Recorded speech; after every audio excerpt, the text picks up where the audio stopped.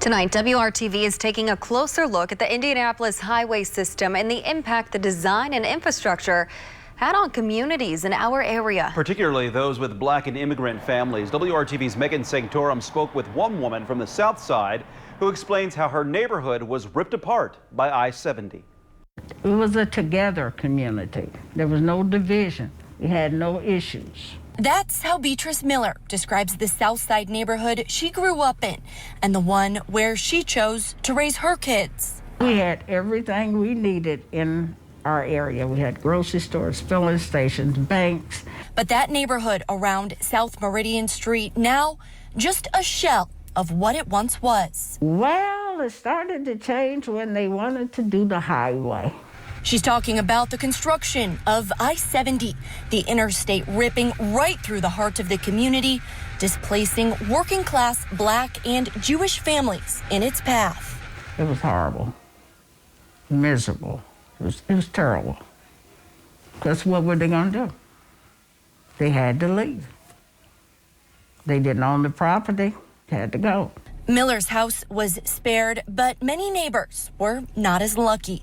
And unfortunately, this story is not uncommon. Beginning in the 1930s, the federal government decided to embrace racial inequality and project it onto the landscape.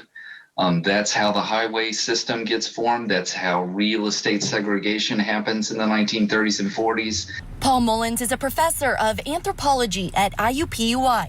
He studied this topic and wrote a blog post about Indianapolis's interstate system. It seems just very natural to us. It's actually a very racialized landscape.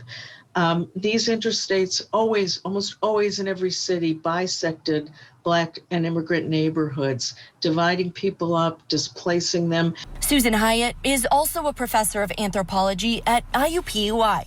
She worked with a group of students to write a book about what this South Side neighborhood once was.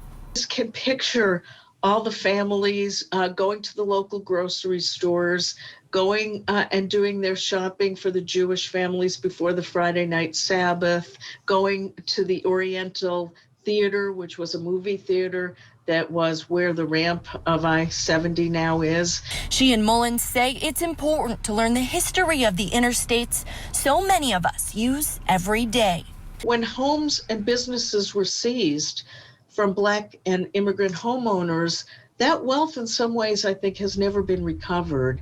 And social networks were broken and people scattered all over the place. So what is it like for you when you drive down there and you just look at the neighborhood? When I don't see anything, so the only thing I see is cars being parked and all this stuff. It's really hurtful.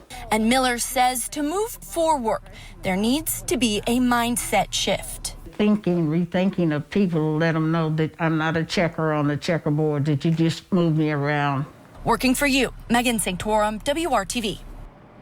Many families of that South Side neighborhood still meet every summer for a reunion at a local park.